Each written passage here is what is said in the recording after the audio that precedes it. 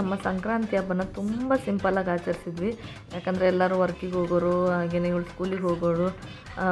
So ಮನೇಲಿ ಆಚರಿಸೋಕ್ಕೆ ಯಾರೂ ಇರಲಿಲ್ಲ. ಹಾಗಾಗಿ ಸೊ ಸಿಂಪಲ್ಲಾಗಿ ಎಳ್ಳು ಬೆಲ್ಲ ಮಾಡಿ ಎಡೆ ಹಿಡಿದು ದೇವರಿಗೆ ಅಂದರೆ ಸಿಂಪಲ್ಲಾಗಿ ರೆಡಿ ಆದ್ವಿ. ಅಂದರೆ ಟ್ರೆಡಿಷನ್ನಿಗೆ ಸರಿಯಾಗಿ ಅವಳಿಗೆ ಯಾವ್ಯಾವ್ದು ಹಬ್ಬಗಳ ಮಹತ್ವ ಏನೋ, ಯಾವುದನ್ನು ಯಾಕೆ ಉಪಯೋಗಿಸ್ತೀವಿ, ಈ ಹಬ್ಬದಲ್ಲಿ ಏನು ವಿಶೇಷತೆ ಅಂಥದ್ದೆಲ್ಲ ಅವಳಿಗೆ ತಿಳಿಸ್ಬೇಕು. ಅಂದರೆ ಇಲ್ಲಿದ್ದರೆ ಅದು ಎಲ್ಲ ಗೊತ್ತಾಗಲ್ಲ. ಇಂಡ್ಯಾದಲ್ಲಿದ್ದರೆ ಬೈ ಡಿಫಾಲ್ಟಲ್ಲಿ ಹೆಂಗಾದರೂ ಆಗಲಿ ಗೊತ್ತಾಗುತ್ತೆ.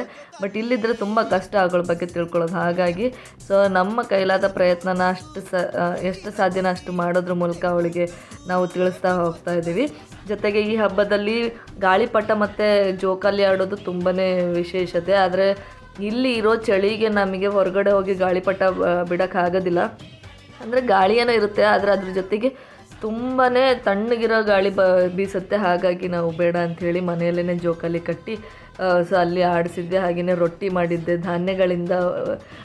ಅಂದರೆ ಯಾವ್ಯಾವ ಧಾನ್ಯ ಇರುತ್ತೆ, ಹೇಗೆ ನಾವು ಉಪಯೋಗಿಸ್ತೀವೋ ಎಲ್ಲ ಇಟ್ಟು ಪೂಜೆ ಮಾಡಬೇಕು ಅವೆಲ್ಲ ಹೇಳಿ ಅವಳಿಗೆ ಅದರಿಂದ ರೊಟ್ಟಿ ಪಲ್ಯ ಇವೆಲ್ಲ ಮಾಡಿಕೊಂಡು ಮಧ್ಯಾಹ್ನ ಸಂಜೆ ಬಂದಮೇಲೆ ಪಾಯಸ ಎಲ್ಲ ಮಾಡಿ ನಾನು ಎಡೆ ಮಾಡಿ ಊಟ ಮಾಡಿದ್ವಿ.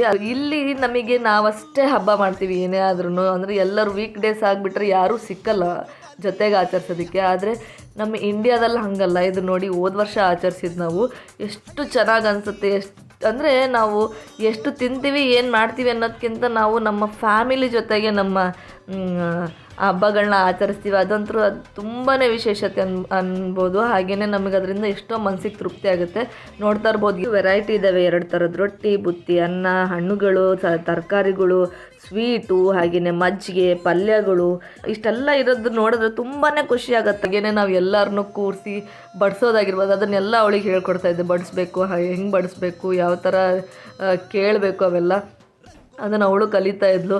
ಸೊ ಅಂದರೆ ಅವ್ರ ಅಜ್ಜಿ ತಾತ ಅವ್ರ ಜೊತೆಗೆಲ್ಲ ಎಷ್ಟು ಚೆನ್ನಾಗಿ ಅವಳು ಸೇರಿಕೊಂಡು ಖುಷಿಯಾಗಿ ಜೊತೆಗೆ ನೋಡಿ ಇಂಡ್ಯಾದಲ್ಲಿ ಆದರೆ ಗಾಳಿಪಟ ಬಿಡ್ಬೋದು ನಾವು. ಸೊ ನೋಡ್ತಾ ಇರ್ಬೋದು ಅವಳು ಎಷ್ಟು ಖುಷಿಯಾಗಿ ಗಾಳಿಪಟ ಹಾರಿಸೋದಾಗಿಲ್ಲ ಅವೆಲ್ಲ ಎಷ್ಟು ತುಂಬಾ ಚೆನ್ನಾಗಿರುತ್ತೆ. ಸೊ ಹೀಗೇ ನಾವು ನಮ್ಮ ಈ ಬಾರಿಯ ಹಬ್ಬವನ್ನು ನಾವಷ್ಟೇ ಆಚರಣೆ ಮಾಡಿದ್ವಿ ಅಂತ ಹೇಳ್ಬೋದು.